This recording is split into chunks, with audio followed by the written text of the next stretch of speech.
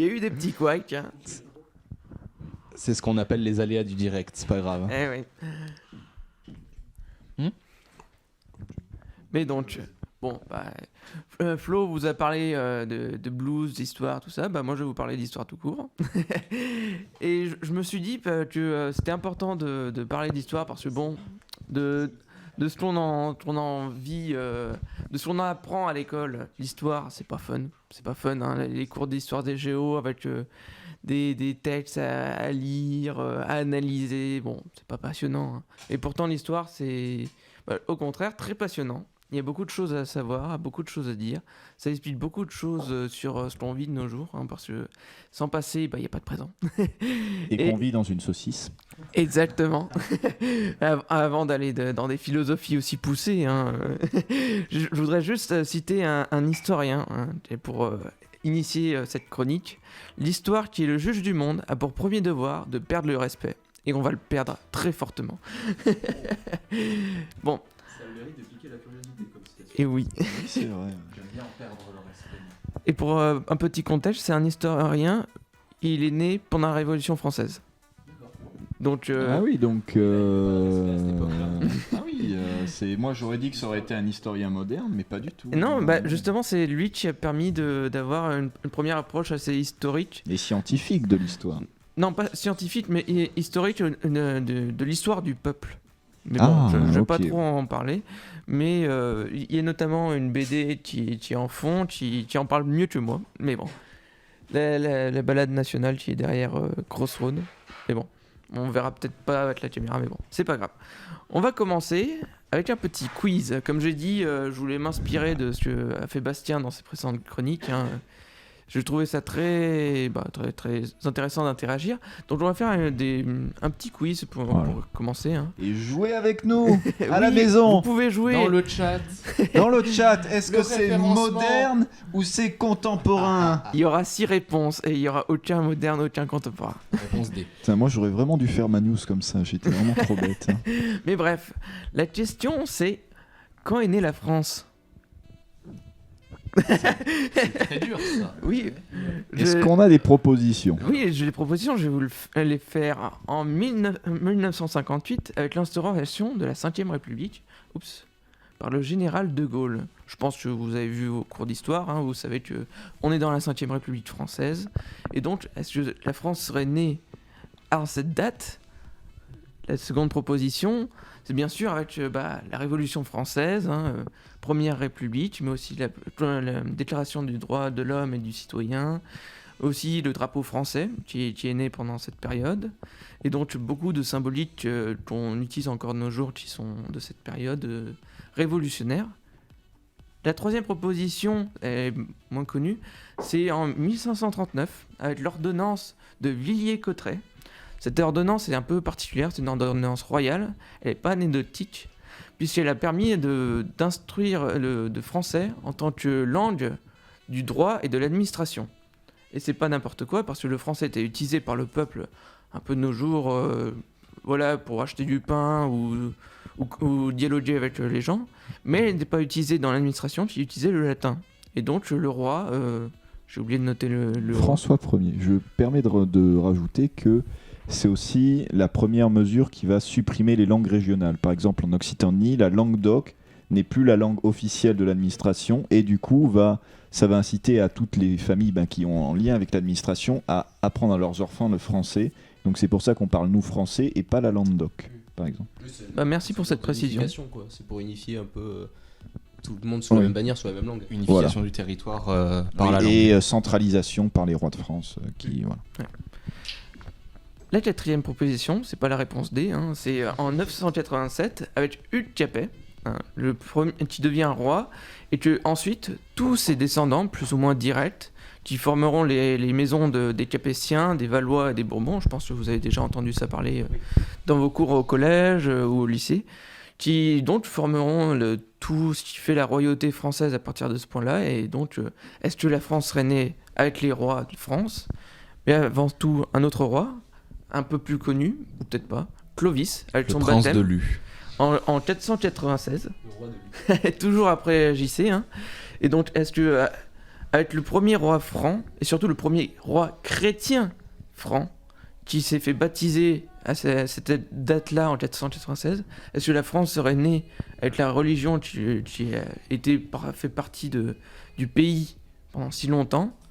Ou alors, c'est une proposition un peu osée, mais est-ce que la France serait pas née avec la conquête des Gaules par les Romains? Est-ce que la France serait pas née de la fusion avec les Gaulois et les Romains? Est-ce que ce serait pas pendant la conquête de César où Vercingétorix a perdu?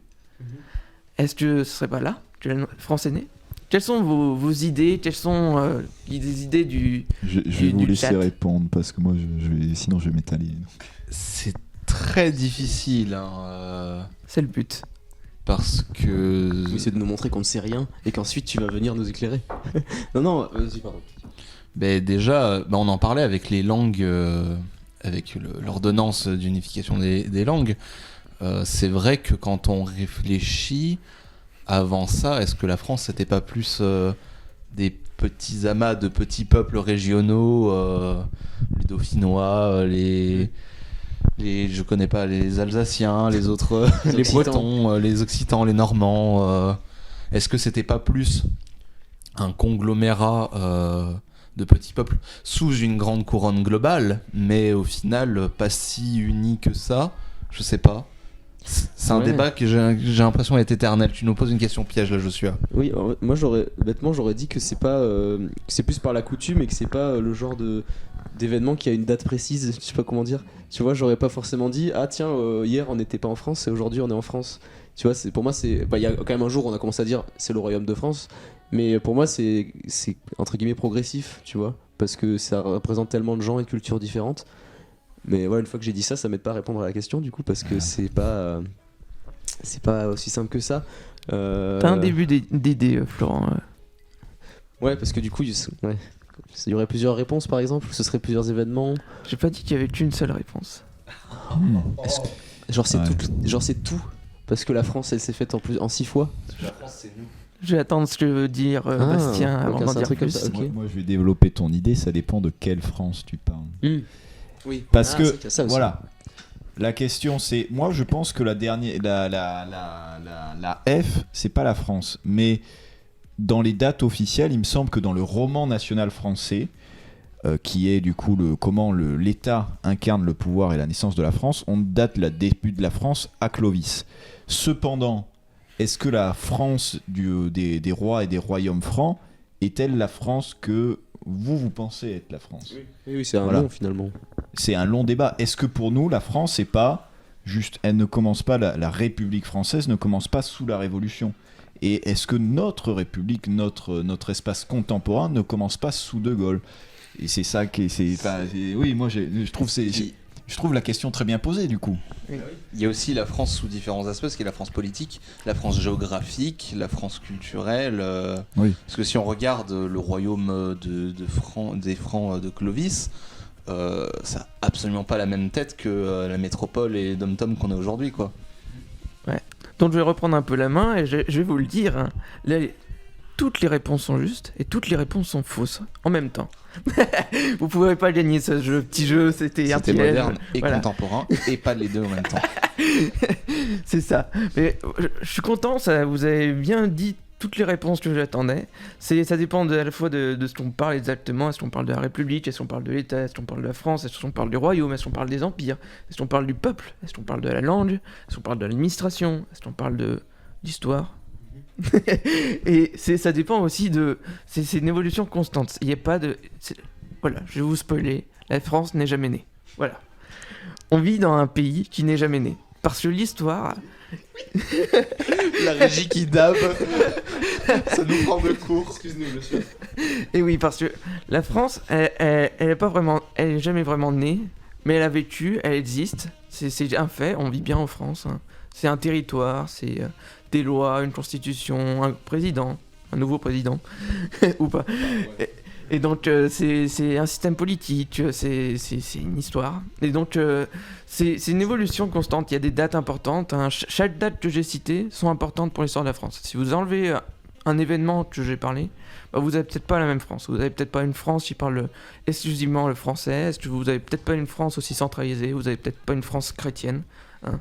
Tu sais, on aurait peut-être dû avoir une France assez païenne, hein, mais bon, vu le contexte politique autour des autres royaumes, c'était peu probable. Ça a fini par arriver quand même, c'est Oui, ça oui. Et surtout que quand je parle du baptême de Clovis, c'est pas que Clovis était devenu chrétien et tout le monde s'est dit c'est pas mal d'être chrétien en fait. Oui, c'est un ensemble. C'est surtout que Il y a des raisons politiques derrière aussi. oui, et surtout les gens étaient chrétiens depuis bien plus longtemps que Clovis. Parce que la chrétienté, elle s'est déjà propagée avec l'Empire romain à la fin de sa vie. On rappelle que là, je vais reprendre la date. Clovis, c'est en 496. Oui. La mort ou la naissance de Jésus, dans le calendrier chrétien, c'est 0. 0, 30, voilà. Voilà, Pour 0,30. Mais Il y a je eu à crois peu près 4 siècles qui sont séparés. La mort de Jésus, bon, il y a eu beaucoup d'histoires, la chasse aux chrétiens. Les Romains, ils n'étaient pas vraiment contents au début, puis après, c'est l'empereur Constantin, si je me souviens bien. que c'est compliqué. Je peux me tromper, peut-être que Samy peut rechercher ça. Allez, Samy, l'histoire de... C'est compliqué, donc je suis pas sûr de trouver. À sa Ok. place, je saurais même pas quoi chercher là. Oui. Mais bref, il y a un empereur. Franchement, pareil. En vrai, si tu veux tout savoir, c'est bien que du coup Constantin, qui est l'empereur qui a été le premier, qui a été sacré chrétien pour la première fois, c'est le premier empereur romain chrétien. Mm. Cependant, ça tu peux rechercher la date, Samy, de quand il s'est fait, je crois que c'est sur son lit de mort qu'il s'est fait, convertir. Constantin Ouais, Constantin. Baptisé. Bah, Non, on parle de il me semble baptiser. que c'est quand- de l'extrême onction justement. C'est plus c'est oui, les c'est à la mort. Hein. c'est à la mort, c'est D'accord. justement lui a reçu l'extrême onction et du coup il est considéré comme chrétien, à vérifier hein, pour le coup. Mais c'est lui le premier empereur qu'on dit chrétien. Cependant, les chrétiens ça existe depuis la mort de Jésus et ça nous repose plein de questions de quelle histoire on prend. Eh oui, bon, je reprends un peu en main ma chronique hein, avant que Bastien me la vole. Et donc, c'est les gens qui habitaient à l'époque, hein, ce qu'on appelle la France aujourd'hui, hein, mais c'était des Francs, c'était des Gaulois, c'était des différentes tribus, différents peuples, différents gens, différentes populations qui étaient déjà bien chrétiens avant que Clovis. Donc c'est presque plus, c'est pas Clovis qui a décidé de lui-même, c'est qu'il se dit peut-être que les gens m'accepteront plus si je deviens chrétien, si je deviens un peu plus comme eux. C'est une question de l'origine de quoi. Mais bon, pour revenir à la chose principale, la France n'est pas vraiment née, mais elle a vécu, elle a bien existé, il y a eu des étapes importantes. Et c'est ça qui rend l'histoire intéressante. Qu'est-ce qui a provoqué quoi? Qu'est-ce qui a fait comme conséquence? Et c'était quoi les causes? Il n'y a pas vraiment de point fixe, où avant il y avait quelque chose, ou avant il n'y avait pas du tout de choses, et après ça il n'y avait plus rien, ou après ça il y avait pas plus grand chose, ou il y avait quelque chose. J'ai envie de te contredire, mais je vais pas le faire parce que sinon on va partir sur un débat beaucoup plus long. Oui, Et oui, il y a beaucoup de faits historiques qui voilà, qui parce montrent- que est-ce que je vais juste ouvrir la question. Est-ce qu'on peut considérer que la sédentarisation de l'homme sur son espace, sur la période où est apparu l'homme, Homo sapiens sapiens, hein, je parle, qui est de plusieurs millions d'années, si je confirme, ou de centaines de milliers d'années, à un moment, il y a 10 000 ans, on s'est dit, on va faire de l'agriculture. Le néolithique. Oui, mais c'est à la naissance de l'agriculture, c'est à peu près naissant, il me semble, c'est moins 14 000, moins 15 000 ou moins 10 000, c'est dans ces périodes-là. À un moment, il y a sur peut-être 600 000 ans, on s'est dit, il y a 10 000 ans, on va se poser et on fait de l'agriculture. Et c'est une goutte d'eau. Et est-ce qu'on peut pas considérer que cet événement est marquant dans l'histoire? Et j'ouvre ça, mais je suis entièrement d'accord avec toi que sur ouais, je voulais juste ouvrir sur ça. Vous comprenez le truc, parce qu'avant on était des chasseurs-cueilleurs pendant énormément de temps, et tout d'un coup, sur une partie infime de l'histoire, vous imaginez, on s'est sédentarisé et on a commencé à construire des villes. Donc c'est pour ça que ça pose, mais c'est sûr que l'histoire c'est avant tout une suite une continuité. une suite de causes et d'effets qui nous mène aujourd'hui à vous parler à vous. Et oui, grâce à la technologie. L'histoire vit. Je veux juste reprendre un peu la chose, c'est que aussi les chasseurs-cueilleurs, c'était pas, ils se sont pas dit du jour au lendemain, bon j'arrête de chasser les écureuils, j'arrête de chasser. Mais ils entretenaient déjà la forêt quand ils passaient. Ils étaient nomades, mais c'était pas, ils ne savaient pas rien sur l'agriculture au moment où ils ont commencé à faire l'agriculture. Mais bref. Je n'en dirai pas plus, mais j'ouvre Oui. sur ça. Je vous conseille vraiment de lire des articles sur ça, qui c'est vraiment intéressant de cette révolution intrinsèque à l'homme qu'on est en train de vivre encore, qu'on imagine qu'il y a 20 000 ans, on était toujours des chasseurs-cueilleurs et que maintenant on vous parle avec un micro et on vous transmet des trucs via internet et satellite, quoi. C'est une période très courte, 20 000 ans, sur l'existence terrestre et l'existence même humaine, en fait. C'est ça que je voulais évoquer afin de relativiser. Mais je ne suis pas la chronique, veuillez m'excuser. C'est pas grave, Je vais c'est grave. redonner le micro à Florent et pas parler, parce que sinon, moi, l'histoire... Non, mais je suis content que ça a ouvert des débats et je vois qu'il y a beaucoup de gens qui se moquent de un peu de tout et n'importe quoi dans le chat. Mais bref, voilà la première partie que je voulais vous en parler pour bien vous montrer que l'histoire c'est intéressant, l'histoire c'est compliqué, l'histoire c'est complexe. Mais si on prend de s'y intéresser par petits bouts, pas d'un seul paquet, hein, je vais vous lâcher plein d'informations pendant cette chronique. Mais l'histoire, ça s'apprend au fil des jours, au fil de la curiosité, au fil de l'envie. Et donc je vais vous parler de quelque chose. Bon, c'est un écran noir, hein, donc vous pouvez zoomer. La régie peut zoomer sur ma gueule, hein, il n'y aura pas grand chose à l'écran pour l'instant. Est-ce que si je vous dis qu'on vit dans un monde post-apocalyptique, vous me dites quoi? C'est possible? C'est fait? C'est fait plusieurs fois? Bah, La Terre a vécu des extinctions de masse. Exactement, Absolument, c'est oui, la, voilà. c'est la réponse que j'attendais. Bravo, vous avez reçu un bon point visible. Et Parce donc, que j'ai pensé aux dinosaures, mais il y en a eu plus. oui, il y a eu plusieurs extinctions de masse, donc oui, on vit dans un monde post-apo. Voilà la première fois, hein, c'est important. Mais on parle d'histoire, pas de préhistoire. Hein, parce que l'histoire et la préhistoire, c'est aussi compliqué. C'est l'homme Cro-Magnon, etc. Bref. Je voulais faire une référence à un chemin. Si un chemin c'est réel, ouais, on est dans un post-apo. Hein. Oui, mais c'est Allez une le fiction. voir. Il est La bien. pub. C'est en une plus- fiction. C'est une fiction. Studio Hervé & Co. À l'époque où ça a été écrit, c'était une fiction. C'est une fiction. Qui sait? Mais bref. t'es en train de dire que c'est toi qui as fait le Covid et la guerre en Ukraine pour rendre ton film réel, c'est ça? Changement de sujet, il y a Excuse-moi, Florent qui chante dedans. Excuse-moi, je me suis. Mais c'est pas grave. Je t'en prie. Si bon, le fait qu'on vit dans un monde post-apo, le fait est pris. Voilà. Et si je vous dis qu'on vit dans un monde post-apo où des civilisations humaines ont disparu du jour au lendemain, enfin en 50 ans, sans explication réelle, les historiens ne savent pas vraiment pourquoi c'est venu. Il y a très longtemps, les civilisations ont disparu, humaines. Et ça a provoqué un retour en arrière de quelques siècles.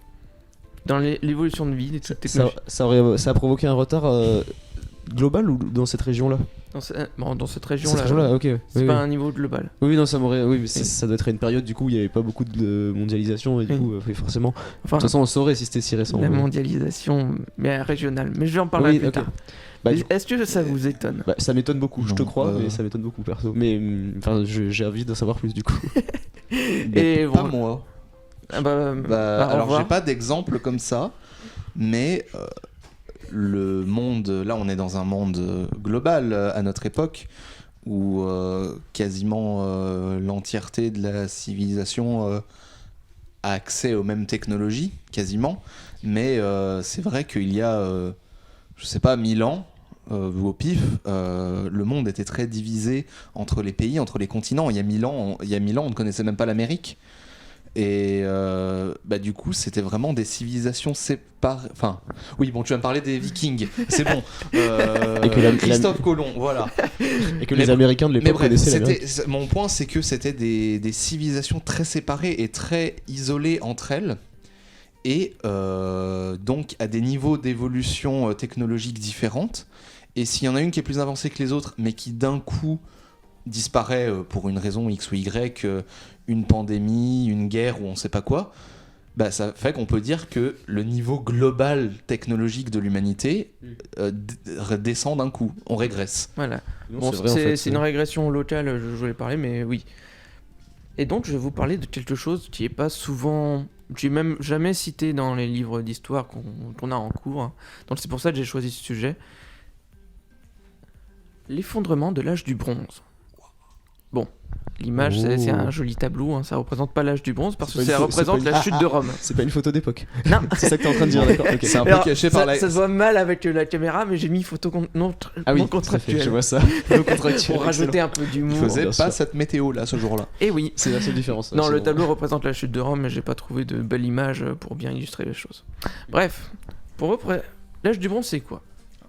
Bah, si je vous parle d'âge du bronze, il faut que je vous parle de bronze. Mince, mauvais sens. Hop, faut que je vous parle de bronze. Là, tout de suite, Corentin, il va être tout content. Le gaming. Bref, C'est visuel, c'est bien. non, c'est visuel, pour reconnaître. Bref, l'âge du bronze, ça implique le bronze. Qu'est-ce que c'est le bronze? C'est un mélange de cuivre et d'étain qui donne un alliage qui est bien plus résistant que le cuivre tout seul, qui s'appelle le bronze. C'est pour vous donner une ordre d'échelle de comment c'est vieux l'âge du bronze. C'est que ça s'est terminé il y a plus de 2000 ans. Il y a plus de 3000 ans. Voilà. C'est très très vieux. On parle d'un moment où c'est très très vieux. Ok. Voici une petite frise chronologique avec des zéros, des 1000.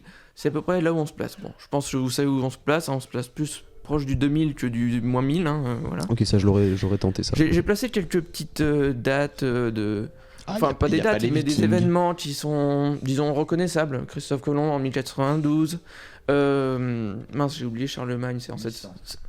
Enfin, sa vie, c'est entre 740 et 814. Voilà.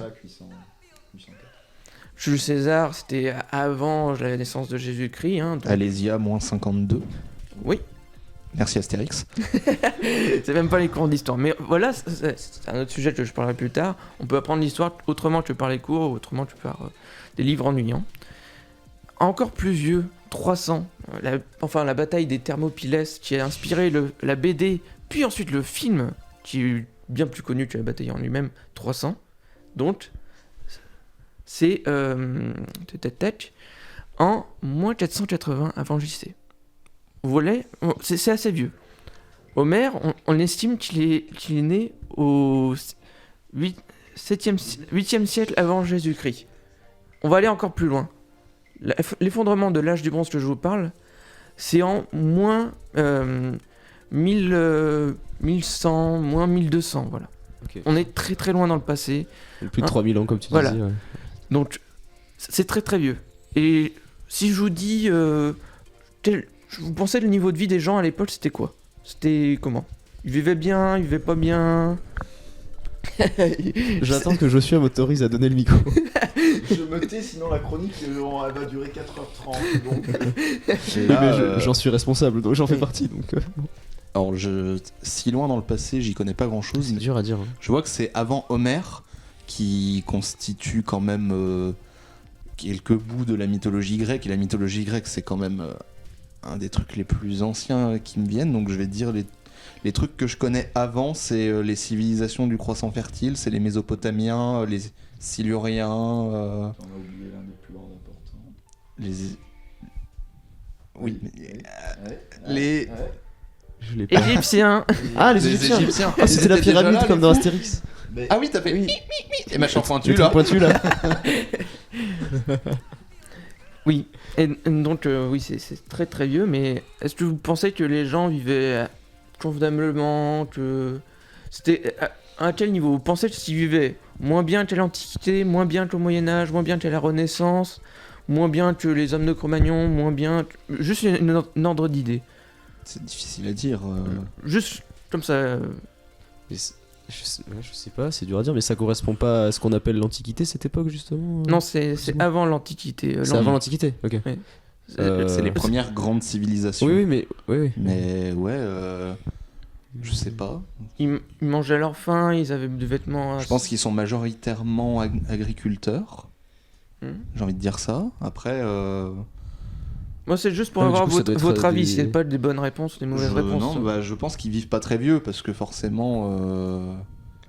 C'est Bah- mort les lèvres. Non, mais Ouais, moi, Parce j'ai- que la médecine a évolué, mais là tu vas nous dire qu'on a eu une régression et. Bah, c'est que ça, je me trompe exactement. totalement. Oui, J'aurais je envie de vous ai dire que incotisé, c'est compliqué, mais au final, ça doit être mieux qu'après, puisqu'il y a eu une régression du coup. Mais non, oui, pour aller dans ton sens, et puis c'est ce que j'aurais dit spontanément, oui, j'aurais eu envie de dire que l'évolution est littéralement croissante ou exponentielle, bref, Ouais. mais que du coup, c'est moins bien que ce qu'il y a eu après. Oui. Mais c'est pas Non. le cas. Ah, voilà. Il y aura les réponses plus tard. Très bien. Donc, je vais vous parler de, comme je vous ai dit, de l'effondrement de l'âge du bronze. Je vous ai donné une date, je vous ai donné à peu près le matériau en question. Maintenant, je vais vous présenter les principaux acteurs, qui sont des civilisations, des royaumes, qui ont vécu à cette époque. Bon, comme le sujet l'implique, et ben, elles ont disparu. Hop.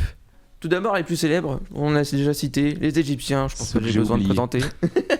J'ai pas besoin de présenter. Hein, Non, on les présente plus. les Égyptiens avec leurs pyramides, hein, ils sont connus, avec leurs déserts. Leur désert.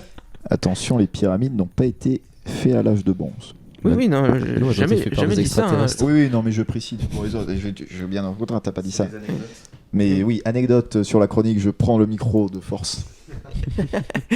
Et voilà. Donc, les pyramides, hein, et surtout, le Nil. Le Nil, c'est pas n'importe quoi dans l'Égypte antique, et même dans l'Égypte de nos jours, hein, c'est toujours très important. Hein, je vais pas parler d'actualité internationale, mais le Nil, l'Égypte sans le Nil, c'est un peu comme la Suisse sans les Alpes. Hein, Oui, c'est un point central de leur civilisation. Est-ce que je peux faire juste une petite aparté? Pour information, le Nil je vais juste évoquer 2 points pourquoi le Nil est vraiment ultra important. Vous avez l'Éthiopie qui, vous devez avoir entendu parler, qui construit un barrage sur le Nil blanc, qui est l'un des affluents du Nil, qui s'appelle le barrage de la Renaissance. Ce dernier, ils veulent le remplir en, je crois, 16 ans au lieu de 25 ans que prévoient les Égyptiens, ce qui va réduire énormément le débit du Nil et qui est une source de tension énorme sur l'accès à l'eau par le Nil. De plus, il faut savoir que l'Égypte est, en lien avec la guerre en Ukraine, l'un des plus grands importateurs avec tous les pays du Maghreb et du pourtour méditerranéen au sud, de blé.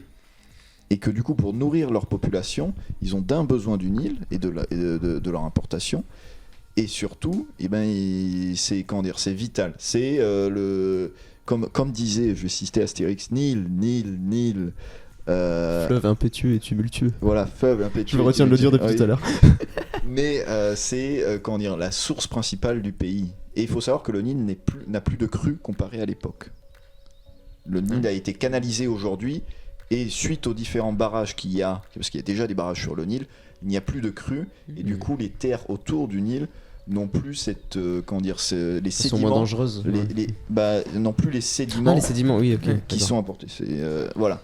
Et voilà, j'ai noté. Ça. Oui, je voulais parler d'histoire assez vieille et il nous parle d'histoire moderne, c'est pas un problème. Hein. Parce que c'est les deux. C'est un sujet aussi très intéressant, là. Je l'avoue. C'est pas le sujet. Et surtout, il me pique ce que je veux dire. En conclusion, c'est l'eau, c'est la vie. L'eau, c'est la vie. Et surtout, Absolument. dans le Nil, comme il a dit, il n'y a plus de crue. Et pourquoi c'est important de le préciser? Parce qu'à l'époque antique, et même à chaque fois que des populations ont habité le Nil en Égypte, à chaque fois, elles ont eu besoin du Nil pour produire en masse de la nourriture. Et les champs du Nil sont fertiles. À un point que l'Égypte antique, même à l'époque de l'âge du bronze, avait tellement de nourriture qu'elle pouvait se permettre de l'exporter et de faire des échanges commerciaux. Pour vous dire la quantité. Ok. Et juste, petite autre anecdote, l'âge du bronze, à cette époque-là, c'est la première fois que l'humanité exploite les terres agricoles à tel point qu'elle les épuise. C'est la première fois de son histoire qu'elle épuise les sols agricoles. L'agriculture n'est pas si vieille que ça, surtout à cette époque. Mais voilà, c'est la première fois de son histoire. Là, on atteint une quantité astronomique. Quoi, Voilà. en gros. Et le Nil est fertile pour une raison, c'est ses crues. Elles sont pas hasardeuses comme d'autres fleuves à travers le monde, c'est qu'elles sont prévisibles. Ah. Il y a des mois où elle va pas être en crue, et il y a des mois, elles vont être en crue. Son lit de la rivière va s'agrandir ou non. Et ne donne pas ce micro à Bastien, sinon on va pas en finir. Je veux juste te dire que le calendrier égyptien de l'époque était réglé sur les crues du Nil, tellement c'était important dans leur vie, pour information. Voilà. Voilà, j'allais le dire, mais bon, c'est pas grave. Tu vois, tu es Finalement- terrible, Bastien. Finalement, c'est peut-être une chronique en duo. Je vais me taire, je vais me ballonner. Mais non. Mais non. C'est important. C'est important d'avoir des néophytes et c'est aussi important d'avoir un autre cerveau. Je ne suis plus là. Foute-moi la régie. Ok, Black M. Donc là, je vous ai parlé de l'Égypte, et qui est importante, mais aussi l'Égypte a quelque chose en plus, l'or. L'or qui est pas en Égypte elle-même, mais dans ce qu'on appelle le royaume de Couche, qui a porté d'autres noms, le royaume de Nubie, et qui est dans le Soudan actuel, si vous avez une carte où vous ouvrez Maps. Voilà, c'est le Soudan actuel, qui a aussi une autre culture importante, qui a beaucoup influencé l'Égypte, à n'importe quelle époque, et qui a de l'or. L'or, je pense, pas besoin de vous faire un tableau, c'était important pendant longtemps. Si, À le toutes les tableau époques. périodique des éléments, notamment. Il y a toutes les périodes, ouais. Voilà. Et donc l'or c'est précieux, l'or ça apporte la richesse, tout ça, ça apporte un truc. Bref, on va passer à un second acteur qui lui, je suis sûr, vous ne le connaissez pas. Enfin peut-être Bastien, mais s'il va m'en prendre encore. J'ai nommé les Hittites. Les Hittites. De nom, ça me dit quelque chose. Ah ouais, d'accord. Oh bah Ça me dit Je- rien, même Mais de- je tombe pas. il y a moyen que ça vienne, que je connais ça de SOS Fantôme, parce que leurs fantômes, c'est des démons de ces civilisations-là. Ah ouais. c'est n'importe quelle source qui t'a donné l'information de Hittite est bonne à prendre. Hein. Oui. Ça t'ouvre une porte sur l'histoire, je reviendrai plus tard, mais n'importe quelle porte qui vous aurez l'histoire, qui vous pousse à la curiosité pour en apprendre plus, c'est une porte à ouvrir. Voilà. Et les Hittites, pour revenir, c'est pas n'importe quel empire. Parce qu'à l'âge du bronze, comme je vous ai dit, l'âge du bronze, ça demande le cuivre, l'étain, et les Hittites, ils ont les deux. Bon, j'ai mis des images, mais voilà. Ils ont les deux. Hein. C'est important, c'est parce que le bronze, il est aussi utile que pour les outils agricoles, les outils d'artisanat, mais aussi les armes, donc la guerre. Et ça, il n'y a pas beaucoup de monde dans le bassin méditerranéen qui peuvent se permettre ça, parce que le cuivre, il y en a un peu partout, c'est assez fréquent sur Terre, hein, ça c'est assez bien. D'ailleurs, petite anecdote, j'en profite, hein, Chypre, ça a donné le nom de cuivre. Ah. J'ai Parce mis que là. c'est- Parce qu'il y en avait une quantité particulièrement importante là-bas. Ouais, voilà, Ok. si je me trompe pas, je peux me tromper, hein, mais le cuivre est toujours exploité de nos jours à Chypre.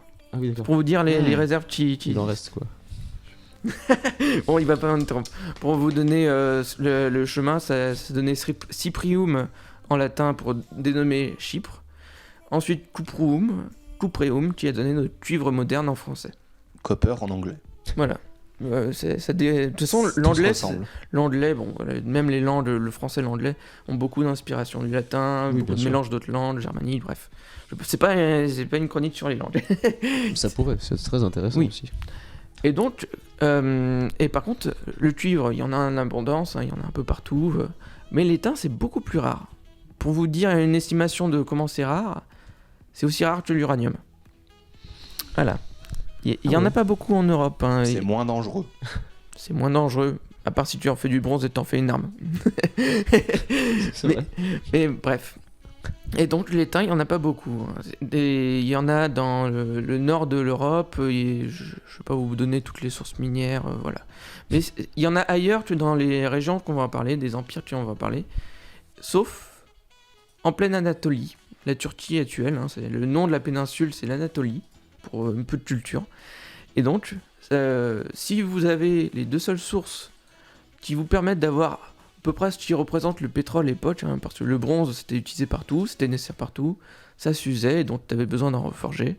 Et donc c'est un peu le pétrole de cette époque. Tout le monde en a besoin, tout le monde est dépendant. Et donc ça vous fait de vous que tout le monde veut vous casser la gueule et vous piquer votre putain d'étain parce que j'en ai besoin, mec. Je suis un accro, mec. Et donc les Hittites, ils devaient se défendre. Donc, les images de remparts, c'est une reconstitution des historiens qui ont fait les fouilles archéologiques des sites de la capitale Hattusa.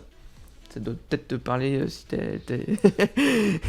Et donc, il y a aussi les Hittites étaient spécialisés dans le bronze, mais aussi dans tout ce qui est militaire pour défendre soi-même, mais aussi leur route commerciale à travers avec leurs échanges avec les autres empires pour vendre, et donc gagner de l'argent, et donc être bien mieux placé que les autres, hein. C'est une compétition, hein. Mais bref. Voilà le tableau des Hittites, hein, d'un empire que on n'entend pas souvent parler, mais qui s'effondrera comme les autres. Hop. Spoiler. Ensuite, les Mycéniens. Ou comme ça vous parle pas beaucoup. La carte, par Non. contre, elle va vous dire un peu plus. C'est la Grèce. Oui, c'est la Grèce, d'accord. C'est la C'est la Grèce. Grèce. J'ai C'est peur la de dire Grèce. des conneries à chaque fois. Oui. Donc c'est à la gauche de l'empire qu'on a parlé, hein, les Hittites. Et les Hittites qui sont eux-mêmes au nord de l'Égypte, hein, parce que je vous ai pas parlé plus de la carte de l'empire de l'Égypte à l'époque. Mais l'Égypte avait conquis à cette époque un peu tout ce qui représente Israël, Palestine de nos jours, un peu le sud du Liban. Donc ils avaient déjà un bon pourtour de la Méditerranée pour eux. Et donc les Mycéniens, la carte c'est la Grèce, tout et tout, mais c'est pas n'importe quelle Grèce, c'est la Grèce de l'époque. Et donc les Mycéniens, c'est ceux qui ont donné le plus célèbre monument qu'ils ont laissé, c'est la forteresse de Knossos, qui est en Knossos, pardon, merci. Et donc qui se trouve sur l'île de la Crète, hein, tout en bas de la carte, hein, vous pouvez voir. Hein. C'est le petit point ici. Hein, ils ont fondé tous les petits points rouges. C'est peut-être pas visible sur l'écran, mais c'est visible sur la carte. Hein, vous pouvez les retrouver sur internet, sur Wikipédia. Tous les petits points, c'est des petites villes fondées par les Grecs de l'époque, les Mycéniens, hein, qui sont littéralement des proto-Grecs, des Grecs avant l'heure. C'était pas à l'époque de Athènes ou de Sparte qui se battaient, qui étaient célèbres avec 300 tout et tout. C'était bien avant l'heure. C'était donc des Grecs qui s'étaient spécialisés dans l'artisanat, dans tout ce qui touche aussi au commerce maritime, hein, parce que comme vous pouvez voir, toutes les îles grecques, c'est pour leurs pommes, hein, un peu la côte turque. Il est dit aussi que les historiens pensent que tout ce qui est Iliade et Odyssée s'implique pas des Grecs modernes de l'époque d'Homère, mais c'est des histoires qui se sont passées de fil en aiguille à l'oral de ces Mycéniens qui se sont battus justement à Troie. Qui est, si j'enlève la carte, on peut voir Troie qui est juste là. Enfin, on pense que c'est le site de Troie qui est ici. Hop, je remets le palais, et donc le palais de Knossos, Knossos, j'ai du mal à prononcer.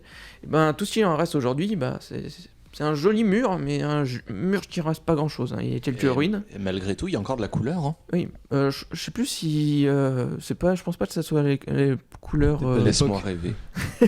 Bref, C'était en noir et blanc à l'époque, je crois. T'as raison, mec. Et donc. Comme la liste de Schindler. Et voilà. Et donc, voilà ce qui reste de leurs ruines. Et l'un de leurs artefacts les plus célèbres, c'est le masque d'Agamemnon.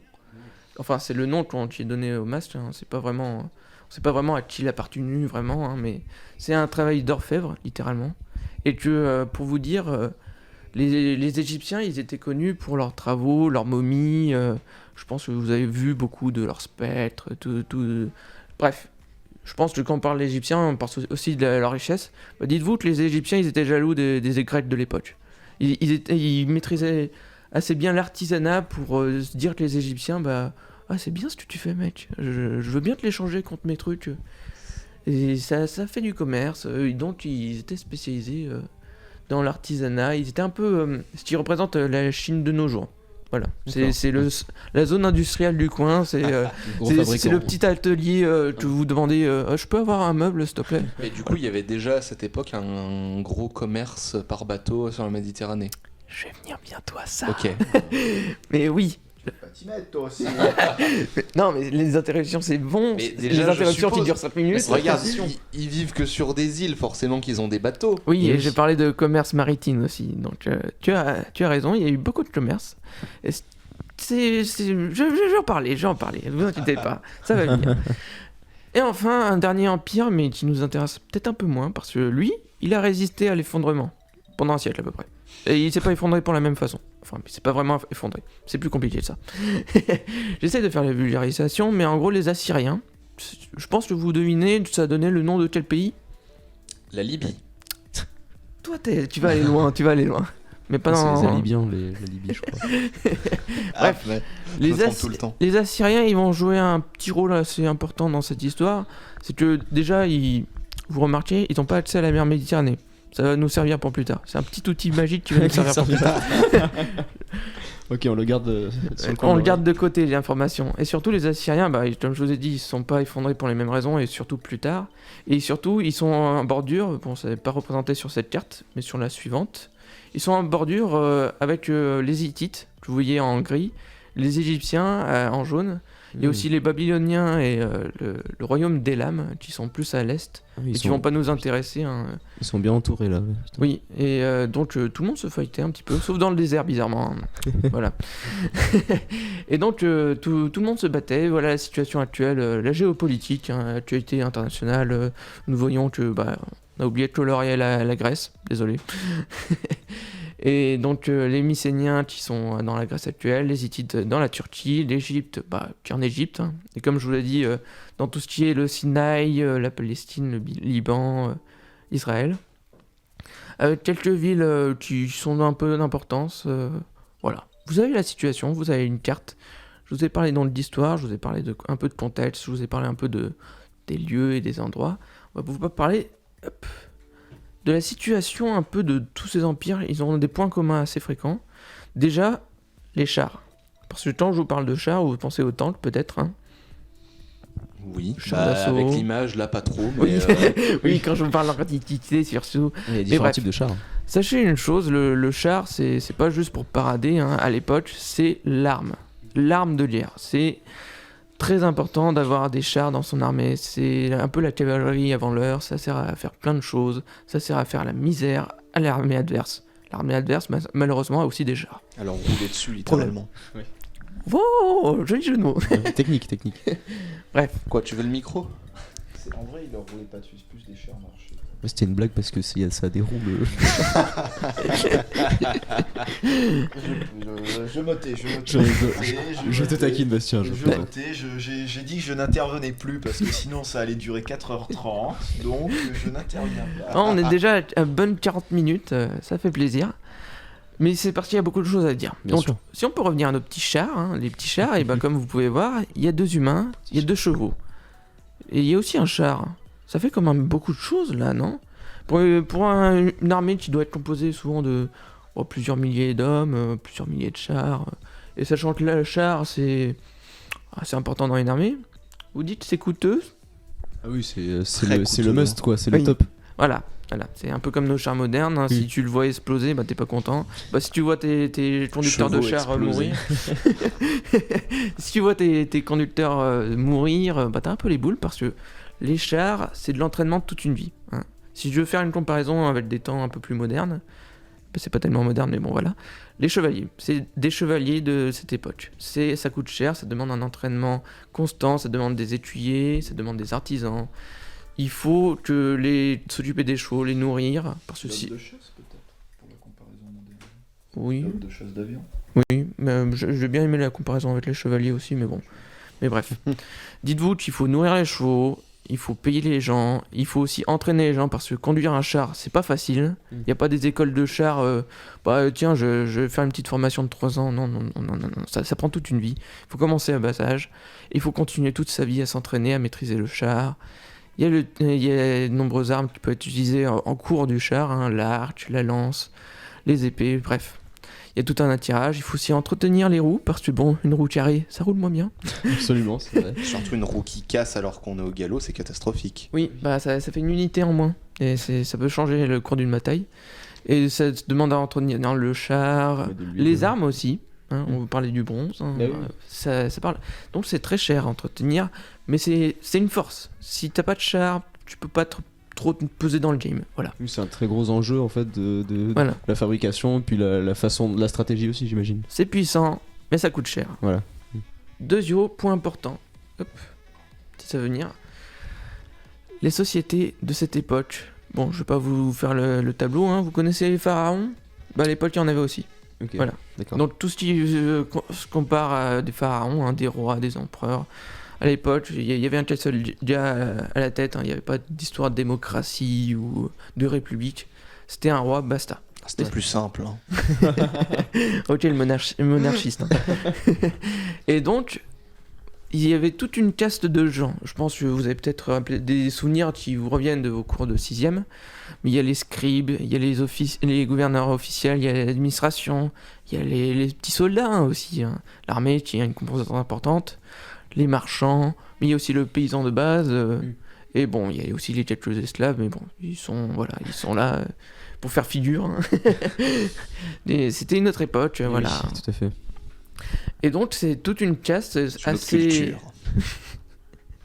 assez hiérarchisée. Donc, le pharaon est en haut. Hein, il y a ensuite les officieux, les ministres et compagnie. Et ça continue comme ça. Hein, c'est toute une caste importante. Et c'est très centralisé. C'est pour un peu l'utilisation principale de l'écriture à l'époque. C'est pour archiver, pour stocker, pour savoir ce qui a fait quoi.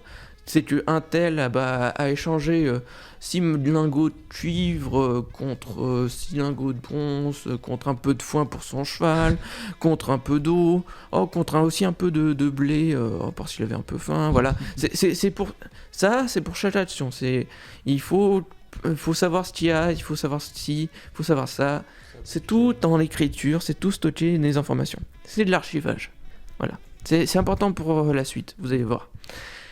Et donc, on a ce système de centralisation qui a aussi une importance pour la suite. L'irrigation.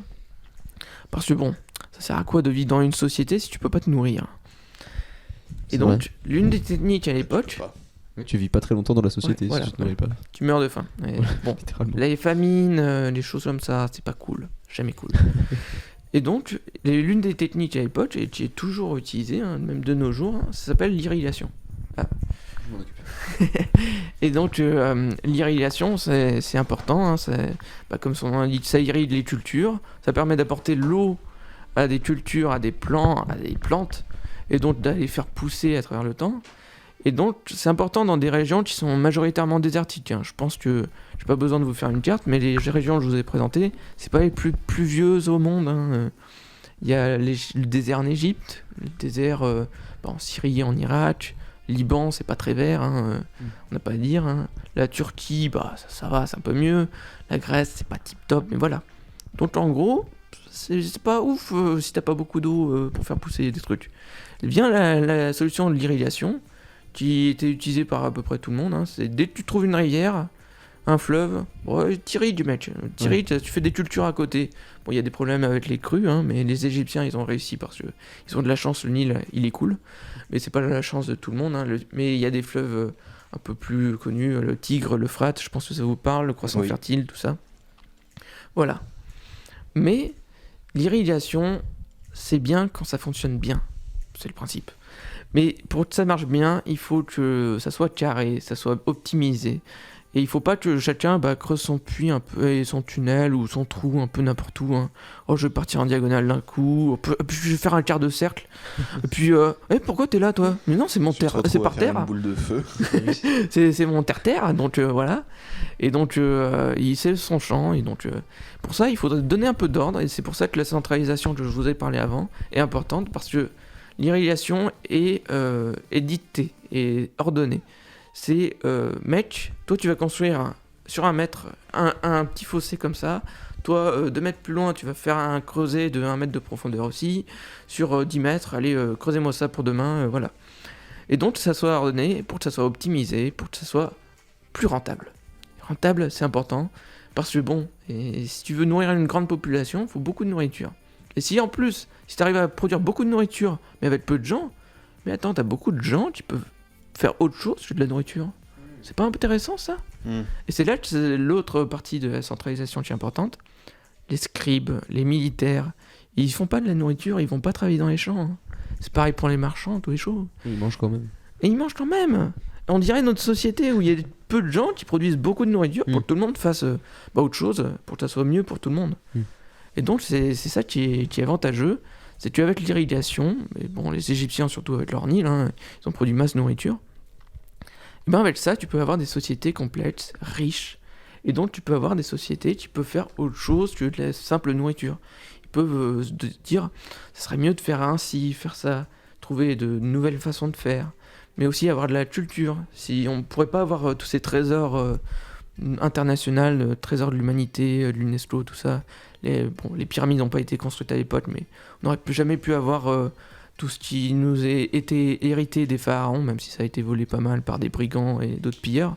Mais il y a une richesse incroyable, et bon, les archéologistes, c'est les premiers heureux, hein. Il n'y a pas à dire, hein. Quand ils trouvent un vase, ils font la fête, hein. et donc c'est tout un travail qui a permis de rendre une société plus riche en culture, plus riche en termes de complexité, et donc plus riche à faire tout plein de choses, à se développer, et aussi à s'étendre, hein. Donc, parce que si tu nourris les soldats, ils font la guerre. Si tu fais la guerre, tu gagnes plus de territoire, et tu deviens plus puissant, et voilà. Je vais pas vous faire un tableau. Le problème de tout ça, je vous ai parlé à chaque fois. Chaque chose, c'est des choses complexes, c'est des choses chères, c'est des choses qui sont... C'est un système qu'il faut construire au fil du temps, mais dès qu'il marche, il faut demander à un tel de faire ça, il faut dire qu'il archive ça, il faut qu'il fasse ça ici, et ça vous peut peut-être faire des souvenirs avec l'administration française, hein. C'est complexe, et c'est cher, mais on va pas parler de politique, et ou peut-être politique antique.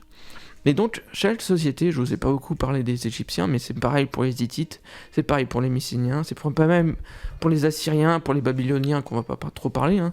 Mais chaque société qui a marché à cette époque a marché pour ces raisons.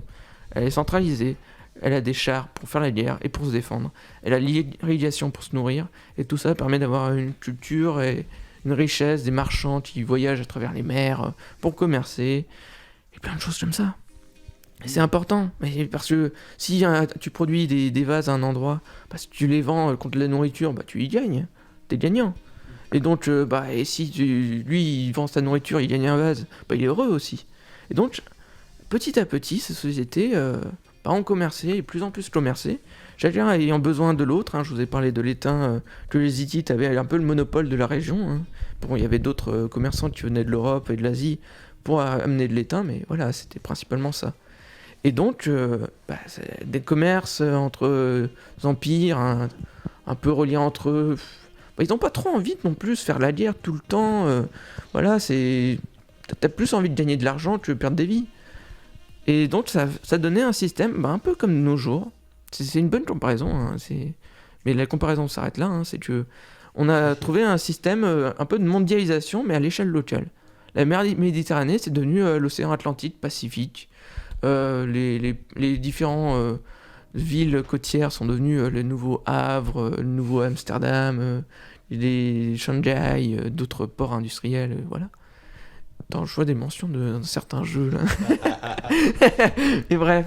Et donc c'est devenu un monde assez complexe, assez coûteux aussi pour chacun, mais tout le monde y gagne parce que le niveau de vie a quand même s'est amélioré. Les gens vivent mieux, ils ont de la nourriture, c'est cool quoi. Je veux dire, quand je vous ai vendu ça là, comme ça, vous êtes défendu par une armée, bon c'est centralisé donc vous savez pas trop les pouvoirs qu'on a maintenant en démocratie, mais bon vous êtes nourris et vous pouvez faire un peu, pas tout ce qui vous chante, hein, vous pouvez pas devenir scribe du jour au lendemain, ça demande un travail et un investissement assez coûteux, hein, mais voilà, c'est pas si terrible que ça. Mais du coup, pourquoi ça s'est effondré ? Merci Coco. La passe décisive. Tu remplaces le boulot de Bastien. C'est ça. Moi je me tais. Ouais. Sinon j'aurais beaucoup de... Juste une question, tu t'as entendu l'histoire à propos de cet effondrement? Parce que t'as l'air d'assez documenté. Je réponds juste oui, pardon. Alors je vais juste te dire que je vais voir les propositions. Je pense que j'ai une idée. Je me rappelle plus ou moins de certains points, mais je suis pas... Je connais le global, mais je sais pas le pourquoi je me rappelle pas bien. Donc j'avoue que je ne suis pas sûr.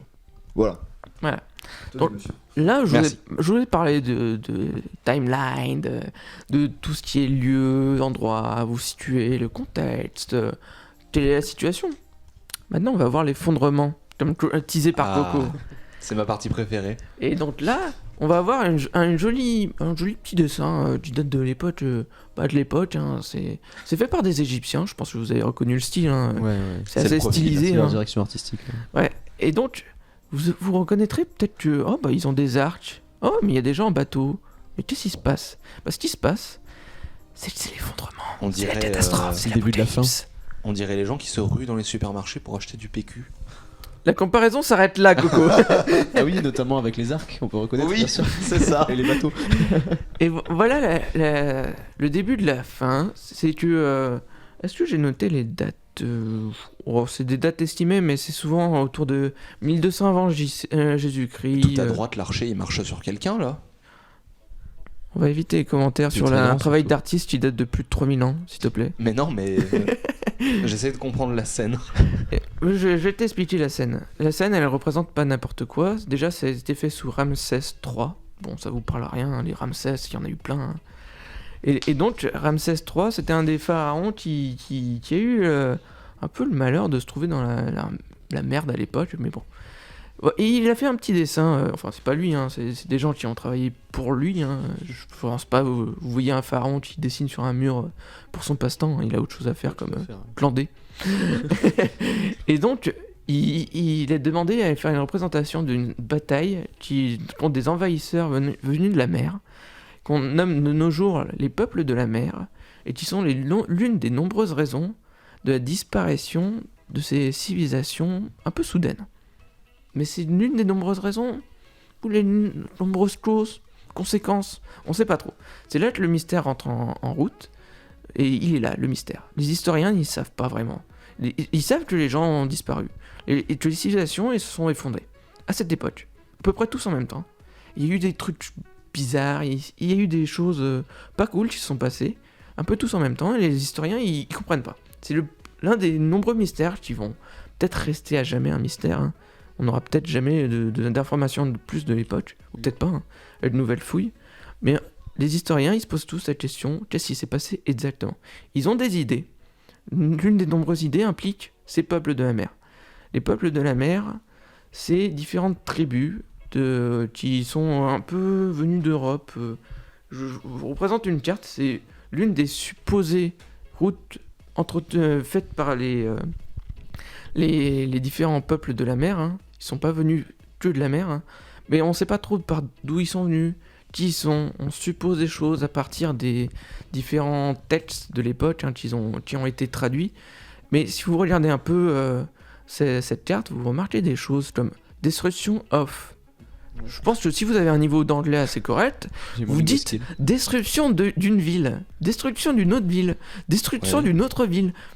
C'est bizarre. C'est pas bon, quoi. C'est pas bon. Mais c'est un trajet supposé de ce qu'on pense, de suppositions. C'est que des suppositions. À partir de maintenant, c'est plus vraiment de l'histoire datée, fait, tout. C'est que des suppositions. On pense que les peuples de la mer ont rasé la gueule à tous ces trois empires. Rasé la gueule. Ah.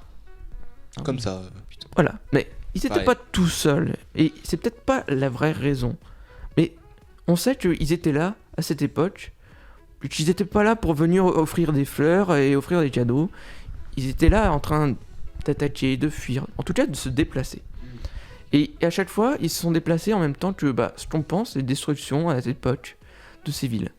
Et ce qui est un peu étrange, c'est que souvent quand il y a un truc qui est détruit, un peu à tout âge de l'humanité, quand une ville brûle, on l'éteint à l'incendie et on reconstruit. Quand il y a une catastrophe naturelle, ça fait chier, il y a des morts, mais on reconstruit. Là, les villes ne se sont pas fait reconstruire. Les gens, c'est pas qu'ils ont oublié, c'est qu'ils ne sont pas reconstruits. Il y a des villes qui ont simplement disparu. Bon, il y en a d'autres. Mycène, je pense que ça vous parle, hein, peut-être. Il y a Knossos, le palais, il est toujours là, mais il y a toujours eu des gens qui sont toujours vécus dans ces endroits plus tard. Mais à cette époque, les villes n'ont pas été reconstruites. Il n'y a pas eu de nouvelles reconstructions. C'est un fait important parce que quand il n'y a pas de reconstruction, il y a quand même des événements graves. Et ça menait à la fin de ces empires. Ça menait à la fin de l'âge du bronze. Et c'est complexe. C'est très complexe. C'est fou. Et c'est fou. Mais... Et surtout, les historiens ont plusieurs raisons. Ils pensent qu'il y a des catastrophes naturelles qui ont provoqué l'affaiblissement de ces empires, hein, peut-être des tremblements de terre. Il y a eu ils pensent qu'il y a eu un volcan en Islande qui a peut-être impacté. C'est que des peut-être, hein, qui a peut-être impacté les villes, les cultures, les empires. Et il y a aussi eu des sécheresses, ça on sait. Mais des sécheresses, il y a des gens qui meurent, mais voilà, on peut faire des réserves. Et bah, souvent, les sécheresses, c'est que temporaire. Ça met pas la fin à des civilisations. Ça met pas fin à des empires. Et il y a eu peut-être aussi des maladies. Il y a eu des maladies à toute époque. Et pourtant, bah, chaque fois qu'il y a eu la peste, bah, il n'y a pas eu des gens des royaumes qui ont disparu du jour au lendemain et sans laisser de traces. Et il y a eu même des coronavirus et on est toujours là. Malheureusement pour l'instant. Et donc, voilà, c'est des épidémies, chaque chose individuellement, bah, ça n'a jamais mis vraiment fin à quelque chose. Bon, des invasions, ça a mis fin à pas mal de royaumes quand même, hein, mais voilà, des invasions qui ont mis fin à 3 royaumes.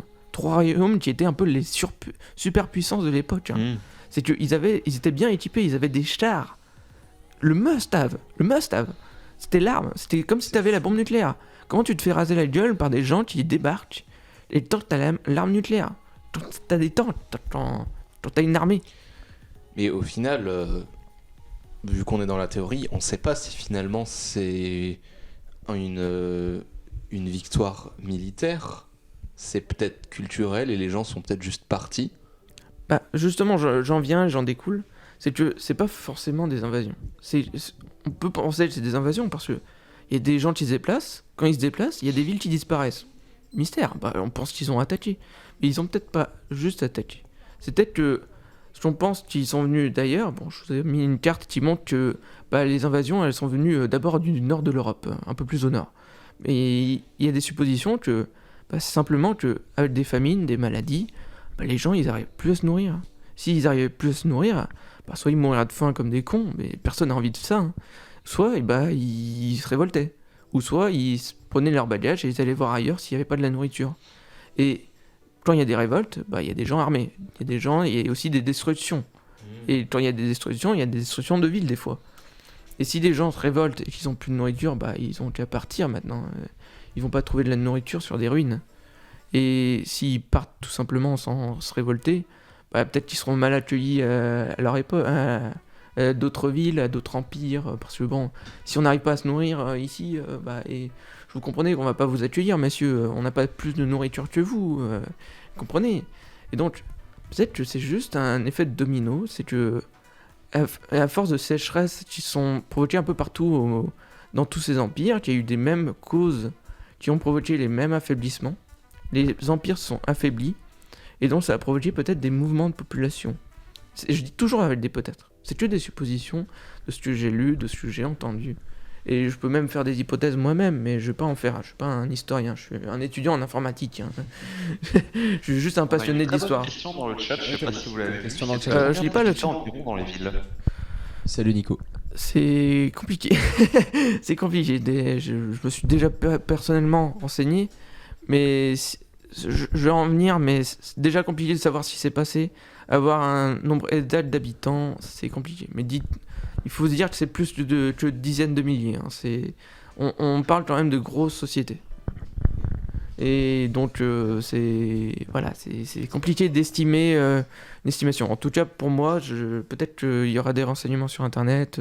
Je sais pas, j'ai pas fouillé toutes les sources malheureusement, donc je pourrais pas te répondre à cette question. En tout cas, merci Samy pour avoir pu voir cette question. Je vais juste rajouter un truc. Ce que dire Joshua, c'est faut vraiment comprendre que le fait que des villes ne soient pas rebâties veut dire que leur population a été déplacée ou a disparu, comme il a dit. Donc, Dead quoi. on va faire un parallèle avec la grande peste dans les années 1400 qui a tué un tiers de l'Europe. Oui. Voilà. C'est-à-dire C'est qu'on énorme. est sur une catégorie de catastrophe qui est de cette époque-là. Qui est De cette envergure. de cette envergure-là que tout d'un coup on est sur des civilisations qui sont florissantes avec des systèmes pseudo-centralisés et qui vont chuter. C'est-à-dire que moi je connais pas mal l'Égypte où c'est la chute d'une dynastie égyptienne de 20 ou 30 pharaons qui se suivaient d'une même dynastie. 20 ou 30 générations. 20 ou 30 générations, parce que ça fonctionne comme ça, et t'as la chute de la dynastie. Ce qui est quand même Violent. Violent. Enfin, c'est dans les Égyptiens, ça tombe pas comme ça. Les dynasties, soit ça se finit parce que le mec meurt et qu'il a pas de descendants. Là, c'est 20-30 générations de mecs d'Égyptiens, ils meurent. Et les Hittites aussi, c'était des grands empires. Donc, faut vraiment, c'est comme tu as dit, c'est une conséquence de catastrophe qui est inimaginable. Et donc, les populations en ont énormément subi. Voilà, je me tais. Voilà. Et donc, pour faire un peu suite sur le commentaire de Bastien, la dynastie s'est effondrée. Mais surtout, il y a eu suivi de ce qu'on a... Bon, je vais vous spoiler, hein, mais les siècles qui ont suivi, c'est ce qu'on appelle un peu les âges obscurs de l'Antiquité. C'est ce qui précède un peu... c'est un peu le début de l'âge du fer. Je vous spoil, ça implique le fer. Ça fait tellement lore Dark Souls expliqué comme ça. Oui, et donc l'âge du bronze se finit avec... en tout cas, dans cette partie du monde, il se finit à cette époque à cause de ça. Il y a d'autres parties du monde qui ont continué à faire du bronze. Hein, et c'est pas parce qu'à un moment, il y a des civilisations qui ont disparu que en Amérique, ils ont arrêté de bronze en se mode mince, ça tuait des gens. Non, ça marche pas comme ça. Mais en tout cas, dans cette partie du monde, ça a mis fin à l'âge du bronze et ça a provoqué des âges sombres, hein, les Darkest Age en anglais. Hein. Il y a eu, c'est ce qu'on appelle aussi les Darkest Age tout court. C'est la période où on a très peu d'informations pendant le Moyen-Âge. C'est pour vous dire que quand on parle de Darkest Age, c'est pas cool quand même de vivre là-bas. C'est pas parce que c'est pas cool de vivre là-bas, c'est qu'on n'a pas beaucoup d'informations. Et quand il n'y a pas beaucoup d'informations, c'est-à-dire que les cultures n'ont pas pris le temps de prendre des informations parce qu'elles vivaient du jour au lendemain. C'est pas bon signe, quoi. Voilà, c'est pas un signe C'était pas leur priorité. Oui, après il y a des exceptions. Des fois, les cultures ne décident pas d'écrire des choses. Juste pour une fun fact, les Gaulois n'ont jamais écrit. C'est pas parce qu'ils connaissaient pas l'écriture. Tradition, les druides interdisaient d'écrire des choses. Donc, le meilleur de la personne qui a donné les meilleures informations sur les Gaulois, c'est leur pire ennemi, Jules César, la conquête des Gaules. C'est marrant ça. Voilà, c'est très bien le point que tu as fait sur Dark Age ou le Moyen Âge, que c'est pas une période sombre de l'histoire en mode régression. C'est une période où on a peu d'informations et donc on appelle ça âge sombre en français. Voilà. Mais ce n'est pas une période où il n'y a pas eu une culte, où il n'y a pas eu un abandon et les gens ne sont pas repassés à l'état sauvage. C'est une période où on a peu d'informations et encore actuellement. Il faut vraiment comprendre que que ce soit le Moyen-Âge ou cette époque juste après, on n'a pas réussi encore à avoir des mines d'informations. Mais que ça ne veut pas dire qu'il n'y a pas eu des découvertes, des élans culturels et tout. Peut-être que comparé à l'époque d'avant, c'est beaucoup moins, mais ça ne veut pas dire que tu as eu un recul de civilisation. C'est juste, on ne connaît pas. Et c'est pour ça qu'on appelle Dark Age. Et c'est vraiment un truc qui est vraiment important à dire. Le Moyen-Âge ou cette période-là, c'est pas des périodes où on se reclue et tout. C'est juste, on n'a pas encore compréhension de ce que c'était. Voilà. Ouais. Je vais juste rebondir un petit peu. Je suis d'accord pour toi avec le Moyen-Âge, mais cette époque est considérée par les historiens que le niveau de vie était par exemple là, disons-le, qu'il a chuté et qu'on est revenu à un niveau de vie à peu près potable. C'est que avec les Grecs, les Romains, en tout cas dans cette région du monde, un niveau de vie à peu près équivalent, avec un niveau de complexité à peu près équivalent, c'est que après plusieurs siècles. Donc il a fallu attendre de nouveaux empires et qui se reconstruisent ailleurs ou différemment pour avoir un niveau de vie à peu près comparable à ce qui était avant la chute.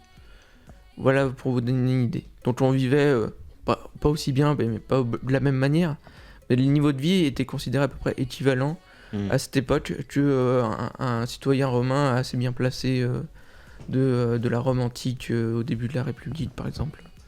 Voilà, c'est juste un exemple. Hein. C'est pas non plus un fait hein, en mode voilà, il gagnait un SMIC, voilà, tant et voilà, c'est pas non plus complètement comparable. Mais il faut se dire qu'aussi, à moins qu'on ait vraiment des preuves écrites et encore faut les déchiffrer, ça se base toujours sur des suppositions finalement. Suppositions, des fouilles archéologiques, des textes aussi, parce qu'on a eu quelques textes. Et aussi on a eu pas mal, comme je vous ai présenté le hiéroglyphe des Égyptiens. Les Égyptiens, c'est ceux qui nous ont le mieux informés. C'est ceux qui on a trouvé le plus de traces. Ça veut pas dire que les Hittites ou les Mycéniens, ils ont rien écrit, ils se sont dit bon, c'est truci la gueule, mais on n'écrit rien pour les autres. Les Égyptiens, c'est ce qu'on a le mieux retrouvé. Voilà, c'est ce qu'on a mieux retrouvé. Et c'est aussi, par exemple, ce hiéroglyphe, on voit que, enfin, je suis pas spécialiste en hiéroglyphe, mais l'interprétation, c'est que Ramsès III, il a repoussé les peuples de la mer. Dans les faits, on sait que Ramsès III, comme tous les autres, il a échoué. Il n'a pas réussi à sauver sa dynastie, comme a si bien dit Bastien. Et donc, il y a aussi un peu de propagande, même à l'époque. C'est un peu pour se revaloriser, pour dire à ceux qui nous descendront, moi j'ai arrêté, moi je suis le meilleur. C'était un peu pompeux, C'est pour c'est un essayer peu de la d'écrire grande. l'histoire, quoi. Mais en même temps, c'est un peu les seuls faits historiques, c'est un peu les seuls témoignages de l'époque. C'est que si on prend ça comme de la pure propagande, comme de purs mensonges, on peut pas. On sait que les peuples de la mer ont vraiment existé, qu'ils ont fait des dégâts, qu'ils ont attaqué. Et que, en plus, ces peuples de la mer, ils ont eu le culot d'attaquer des grosses armées. Même si on pense que avec les premières batailles, les Égyptiens, les Hittites ont perdu beaucoup de chars. Et comme je l'aurais dit, c'est cher à entretenir, mais c'est encore plus dur à renouveler une armée de chars que vous venez de perdre. Vous perdez vos chars, c'est dans 20 ans que vous retrouvez de nouveaux combattants. C'est dur, hein. Et donc, si vous continuez à perdre votre armée professionnelle, et que les vagues de gens qui veulent avoir une meilleure vie des fois, ou simplement un petit peu un butin, c'est un mélange de gens aussi, c'est peut-être des pilleurs, c'est peut-être des réfugiés armés des fois, comme on peut voir sur cette scène de bataille. Et donc c'est compliqué, c'est complexe, mais c'est aussi très intéressant, et c'est pour ça que c'est intéressant. C'est un mystère, on peut imaginer les choses, on peut se dire si c'était passé à l'époque. Donc je pense avoir fait le tour de la question. Voilà, vous a donné un bon plan, mais un petit dernière chose. Après que je vous ai parlé des villes qui ne sont pas fait reconstruites, on a vu reconstruire des gens qui ont plutôt migré dans des petits villages pendant plusieurs siècles, qui ont suivi dans ces régions. C'était des petits villages, des petites communautés rurales qui se sont déplacées dans les montagnes ou loin de la mer. C'est pour vous donner pourquoi ils auraient fui aussi loin. Ouais. Et donc il y a peut-être une raison aussi. Il y a aussi ces peuples de la mer, ils sont pas non plus innocents. Peut-être un traumatisme derrière. Mais peut-être une raison simplement, pas simplement un traumatisme, mais ils ont fui un danger qui venait probablement de la mer. C'était m'étonnerait que c'était des rats de marée en série. Ça va être les requins. Et c'est pas parce qu'ils détestaient aller à la plage. Hein. Et donc, ces communautés rurales, c'était aussi pour fuir les villes. Et donc, il y a peut-être aussi des problèmes qui sont liés au mode de vie urbain. Donc, peut-être plus de gens qui ne produisent pas de nourriture, ça fait plus grave famine. Et donc, on peut conclure plein de choses, mais on sera jamais sûr. Voilà. Et donc, ça fait un sujet assez intéressant. J'espère que. Bien sûr. C'était très intéressant. Bravo, merci. J'ai le temps pour faire un petit quiz et une petite anecdote assez rapide. Je suis plus à 10 heures de sommeil près. Ok, donc je vais vous faire un petit quiz rapide. Je vais essayer de passer un peu rapidement, un peu comme Florian a bouffé du temps. Bon, je vais bouffer un peu de temps. Hein. Au final, c'est moi qui me fais avoir. Nouveau quiz. Pas du tout, tu peux aussi durer 4 une heure et réponses demie. possibles. C'est moi qui me fais avoir, c'est tout. Mais on perd Le tous du chat sommeil. peut participer aussi. Hein. Surtout Ah oui. celle-là, elle est facile. Hein. Elle est Chez facile. vous, jouez Par contre- en appelant au Minitel. Allez la commu. Au 36 15 18 22. Attention, nouvelle règle. Bastien n'a pas le droit de jouer. Il connaît la réponse. Je pense. Bon, après, 36, je peux 15 pas. Hervé. La question est: quel est l'être humain le plus riche que la Terre ait connu? De l'histoire de l'humanité, donc. Putain, c'est hyper intéressant Ouais. comme Est-ce que dans les question. propositions, il y a Jeff Bezos? Non. Pour la blague, il y a Elon Musk. Elon Musk. Jeff Bezos s'est fait dépasser oh, il y a putain. peu. Ouais, bah oui, tout à fait. Oui. Et donc, proposition A, Elon Musk, je pense que vous le connaissez, c'est bon, il l'homme a- le plus riche de la Terre Il a perdu actuellement. 43 millions récemment. Mais bref, Milliards, pardon. Il allait acheter du pain, quoi. Excusez-moi. je vous parle d'une chronique d'histoire. Pardon. Si je vous parle de l'homme le plus riche actuellement, je pense que vous vous doutez Que qu'il y c'est a pas un le petit Elon. piège. Je pense que c'est pas le Elon. Faut prendre en compte l'inflation. Réponse B, son visage vous dit peut-être pas quelque chose, mais peut-être son nom, Crésus. Ah, riche Ouais. comme lui-même. Oui. Et donc, petite fun fact, la ville. J'ai oublié de le noter, je crois. Ouais, j'ai oublié de noter la ville dont était le roi. Mais la rivière à côté, qui était très porteuse de pépites d'or, hein, vous voyez la ruée vers l'or, bah c'est ça. Hein. Donc, était très proposeuse à avoir des pépites d'or dans sa rivière. La rivière, elle a un joli nom, Paltol. C'est trop bien. Excellent. Littéralement. Donc, quand vous parlez de Paltol, vous parlez de la rivière. La Hein. rivière. Donc voilà un petit fun fact. Et donc, je vous imaginez, hein, si l'expression a donné riche comme Crésus, il est riche. Il doit être pas mal quand même dans le classement, quoi. Mais à quel point? Voilà. Réponse C, Picsou. Oh, j'espérais au fond de moi qu'il y ait Picsou. Ouais. Réponse D, un petit roi africain d'une époque un peu moyenâgeuse, roi du Mali, Mansa Moussa. Oui, voilà, c'est pas très connu, hein, mais voilà. Je pense que c'est lui. Moi, je Quelles pense, sont vos réponses? moi, je pense que c'est Picsou, parce qu'il a un avantage par rapport aux autres, c'est qu'il a pas besoin de s'acheter de pantalon. C'est vrai. Il est riche de sa famille aussi. Et qu'est-ce que dit le chat s'il est encore éveillé à cette heure-ci, après 1h15 de blabla sur l'histoire, qui peut être certes passionnante, mais assommante. Oh, Picsou. t'as Pense- vu, à part la ville s'appellerait, j'imagine, Ah, Lydie. ou Lydie, et que ça aurait, l'application Lydia s'appellerait comme ça pour ça. D'accord. Intéressant. Lydie, c'est peut-être la région, parce que ça me parle. Ok. Pour moi, Ah, c'est la marrant, région, parce que la ville, ça s'appelle Éphèse. Ah, d'accord, bon bah... Il me semble, hein, ouais. mais... Voilà. Anecdote sympathique. Ouais, bon, comme je vois, les gens tombent dans le piège, hein, c'est pas Picsou, hein, Ils on sont parle tous à voir. d'être humain, de l'histoire. Voilà, et c'est un canard de l'histoire. Tu peux Ouais, répéter donc- le nom du roi égyptien, parce que j'ai pas bien... Mansa africain, Moussa. pardon. Mansa Moussa. Mansa Moussa. D'accord. Je pense que c'est lui, moi. Parce Bah, que ouais. juste, Je vais pas non plus... mais je veux, ouais. Voilà, savoir je vais pas non quoi, plus pourquoi. gagner des minutes plus longtemps, hein, vous avez douté, hein, c'est pas Dis-nous Elon en plus. Musk, c'est pas Crésus, c'est pas Picsou, c'est le petit roi africain, c'est Mansa Moussa, roi du Mali, et le Mali c'était pas n'importe quoi à son époque. Pour vous situer, hop, on va passer à la diapositive suivante, hein. Voilà l'empire du Mali. Ceux qui ont la ref, hein, ils ont la ref, mais voilà. Donc, l'Empire du Mali, à cette époque, donc le XIVe siècle, Ah, d'accord. oui, ceux qui ont reconnu, c'est les icônes de sel et d'or de Civilisation 5. J'étais obligé. J'ai cru que c'était une ref au Seigneur des Anneaux, moi. Non.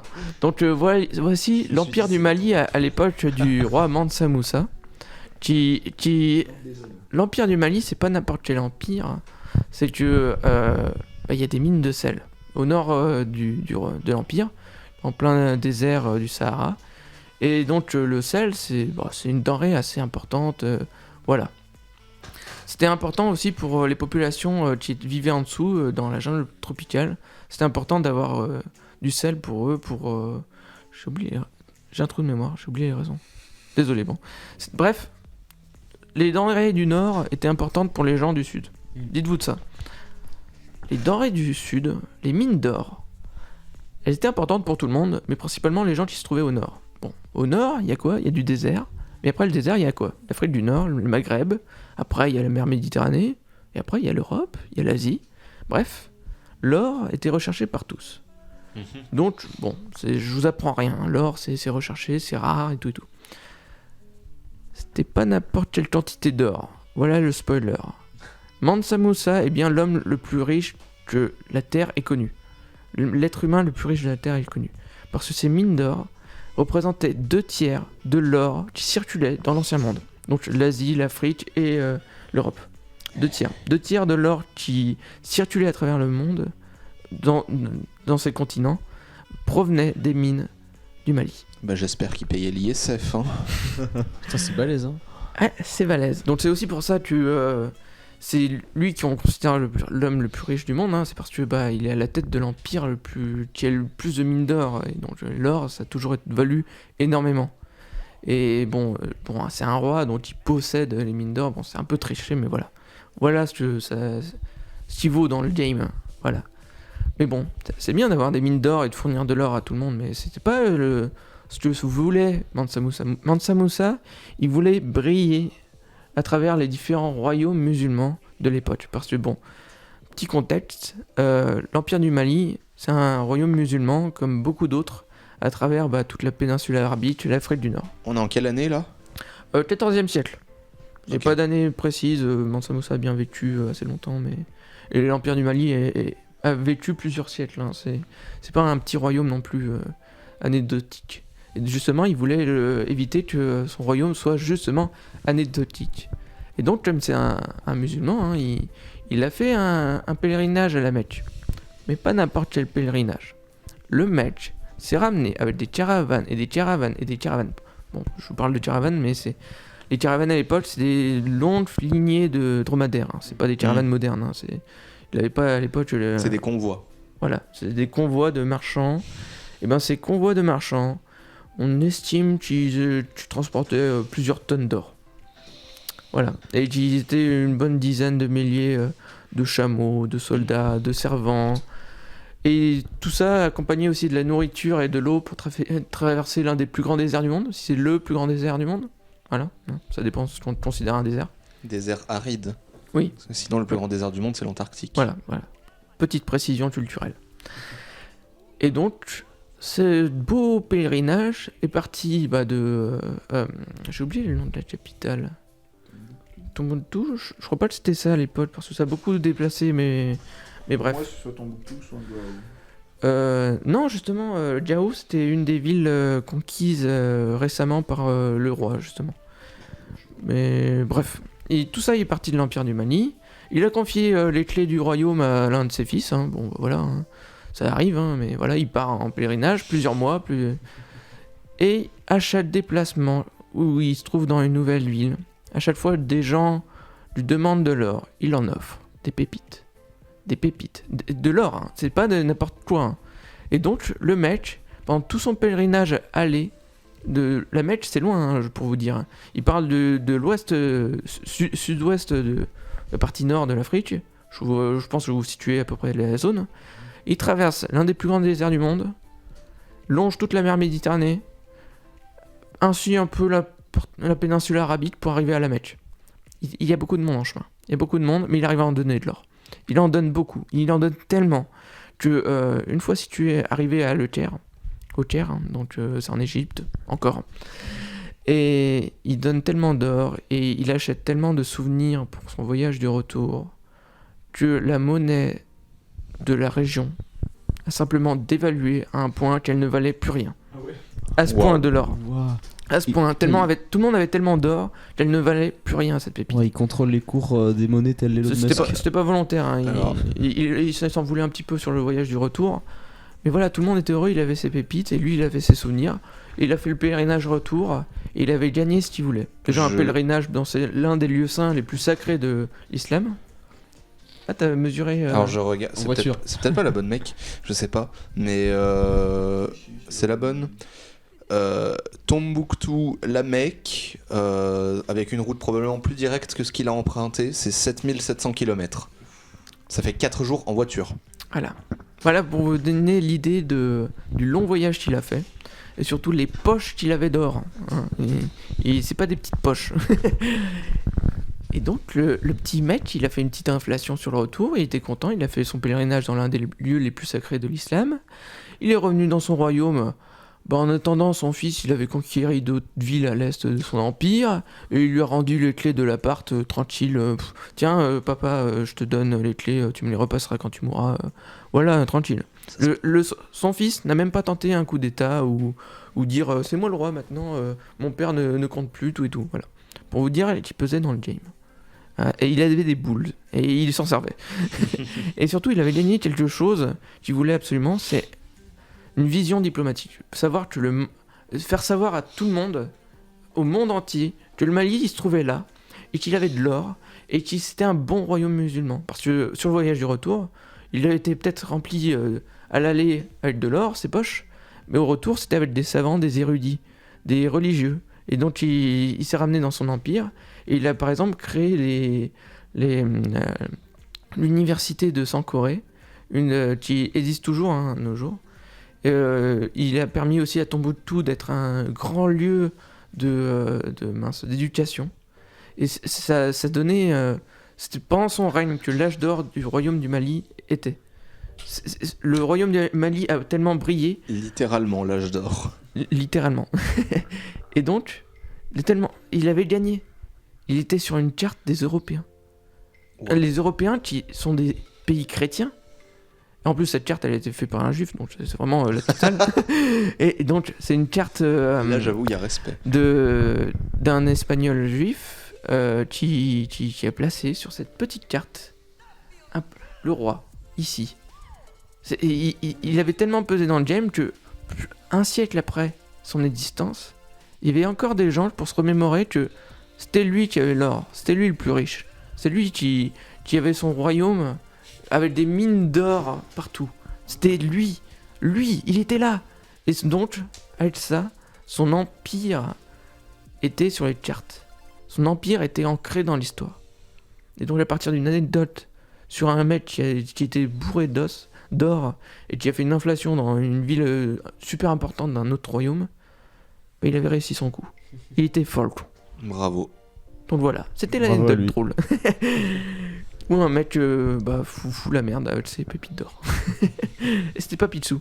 Et non. Et donc, pour conclure cette chronique, je pense que je pourrais parler de plein d'autres sujets. Hein. Sur mes feuilles, il y a plein de sujets que je pourrais vous parler d'histoire. L'histoire, c'est riche. Voilà. J'espère que ça vous a permis d'intéresser sur l'histoire. Je conclue rapidement. Mais surtout, je vais vous permettre de vous intéresser à l'histoire de différentes manières. Il y a les BD, il y a les mangas, il y a des chaînes YouTube, il y a des jeux, il y a la Wikipédia, il y a tout plein de façons de se renseigner sur l'histoire. Il n'y a pas de mauvaise façon. Tant que vous apprenez des choses correctes, tant que vous êtes curieux, il n'y a pas de mauvaise façon. Et donc je peux vous recommander, il y a des BD derrière, mais je ne vais pas les tirer et tout, voilà.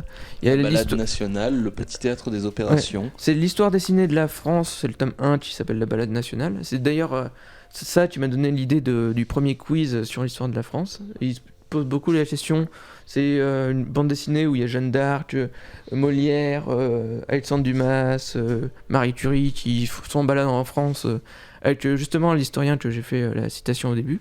Dans un Qui- Renault Espace. Et donc il voyage en France pour se poser la question, c'est quoi la France? Quand est-ce qu'elle est née? Quelle est son histoire? Et donc il y a plein d'autres aussi. Il y a des mangas. J'ai un ami, je crois qu'il est dans le chat, qui m'a dit que c'était bien. Les 3 royaumes en manga. Il y a aussi des chaînes YouTube, que ce soit francophone ou anglophone. C'est une autre histoire, Nota Bene, l'audio connard avec son petit théâtre des opérations qui font des formidables vidéos sur l'histoire. Il y a pour les anglophones Kraut, qui est le perroquet que vous voyez là, qui fait des petites vidéos, ou des grosses vidéos surtout, sur des sujets complexes et très particuliers de l'histoire, qui sont toujours très intéressantes. Extra Credit, qui font pas que des vidéos d'histoire, mais qui nombreux sujets, par exemple l'effondrement du l'âge de bronze, c'est eux qui m'ont donné l'idée de vous en parler.